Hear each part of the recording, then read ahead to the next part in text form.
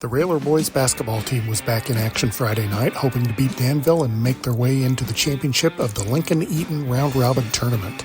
To do so, Lincoln would need some help, but first things first, the Railers need to defeat Danville. This one got off to an unusual start as Lincoln got its first point on the scoreboard before the game ever began. Danville was called for a technical foul for dunking during warm-ups, and Carson Comnick hit one of the two technical shots to give LCHS a one-point advantage before play began. This game was close throughout the early going. It's tied 2-2 when Javon Robinson hits a three-pointer for the Vikings to give them a lead, but Railer Drew Hayes says, "Anything you can do, I can do better." Hayes hits the three ball from up top to pull Lincoln closer. A little later, it's Lincoln's Carson Comnick who drains a tray. That gives the Railers an 11-9 lead.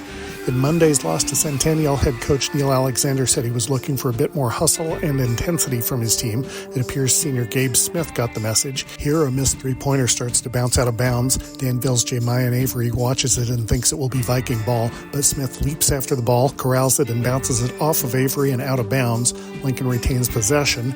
Then, after the Railers inbound the ball, they work it around to Hayes once more. He led all scorers with 19 points on the night. Here he gets 3 to extend Lincoln's lead as the first period closes. Early in the second quarter, it's Smith once again. He splits the defenders and gets the ball to drop for 2 points as he's fouled. Then on the other end of the court, Smith once more blocking the shot as Danville tried to run with the ball. Here's one more look. Later in the quarter, Drew Hayes grabs the rebound for Lincoln, then tosses the long outlet to Brady Miller. Miller hesitates, then drives to the hoop for 2 points for the Railers.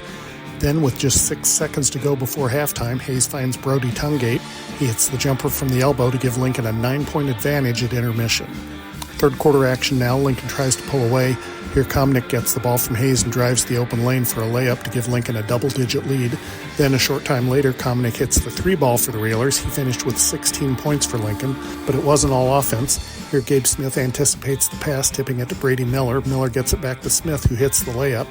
Later in the period, as the shot clock winds down, Hayes finds Blake Horn for a three-pointer. Horn had another solid game for the Lincoln, filling in for the injured Frank Sanders.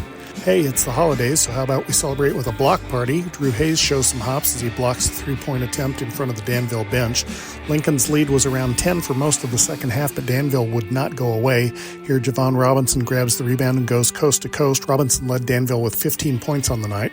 As the game was winding down, Danville ratcheted up the pressure, but the Railers didn't panic. They continued to work the ball around and look for the open man for a clean shot. Here they move it from inside to outside around the perimeter before Brady Miller hits the three-pointer. The Railers led by as much as 20, but wind up winning 61-43.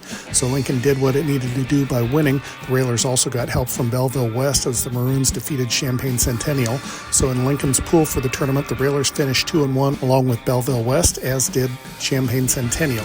So who's going to play in the championship Saturday night? Tournament rules are that when teams have identical records in pool play, the tiebreaker is decided by overall team free throw percentage. In the tournament, Belleville West made 55.3% of its free throws, Lincoln made 56%, and Champaign Centennial hit 56.8% to win the green pool and earn a trip to the championship game against Mount Zion.